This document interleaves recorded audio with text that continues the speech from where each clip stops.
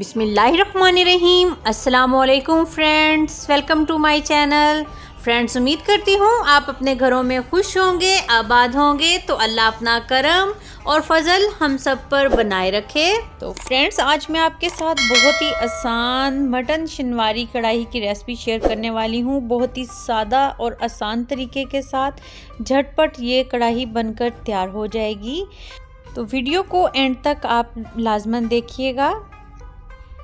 तो सबसे पहले बर्तन में 1 गिलास पानी का डाल लेना है। पानी में उबाल आ गया। अब इसमें 1 किलो मटन डाल देना है। ये ज़रा बड़े पीसीज में है। अब इसमें 1 चम्मच लहसुन का पाउडर डालना है और आधा चम्मच अदरक का पाउडर डालना है। अच्छे से मिक्स कर लेना है। अगर लहसुन अदरक का पाउडर नहीं है तो लहसुन अदरक का पेस्ट शामिल कर दें। मीडियम टू लो फ्लेम पर अब इसको कवर करके पका लेना है तकरीबन 35 से 40 मिनट। तो मटन नरम हो गया तकरीबन 40 मिनट में ही। और अब इसमें 1 बड़ा चम्मच कुकिंग ऑयल का शामिल कर देना है।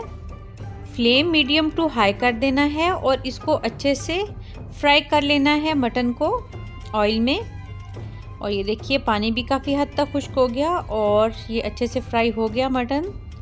तो अब इसमें 5 से 6 मीडियम साइज़ के टमाटर लिए थे, इनको छील लिया था, वो बड़े बड़े पीसीज में डाल दिया है इसमें। अच्छे से इसको साथ मिक्स करके और लो फ्लेम पे कवर कर देना है यहाँ तक कि टमाटर नरम हो जाएं।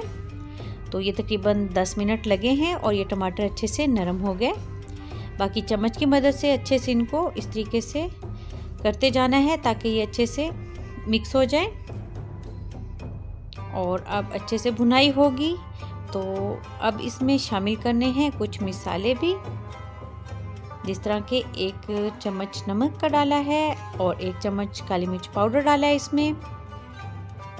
अच्छे से इसको पकाना है। फ्लेम हाई है इस वक्त। अब इसमें 3 से 4 कटी हुई हरी मिर्चें शामिल करनी है और इसके साथ भी अच्छे से इसको भून लेना है। मसाला अच्छे से भुन जाएगा। ये देखिए फ्लेम हाई पर ज़बरदस्त सा मसाला भुन रहा है और हरी मिर्चों का फ्लेवर भी आ जाएगा इस तरीके से। तो अब इसमें जूलियन कटी हुई अदरक शामिल कर देनी है, थोड़ा कटा हुआ धनिया, अच्छे से मिक्स कर लेना है।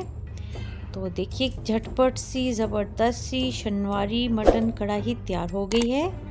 तो आप भी इस रेसिपी को लाजमन ट्राई कीजिएगा। मिलते हैं न्यू रेसिपी के साथ। अल्लाह हाफिज़।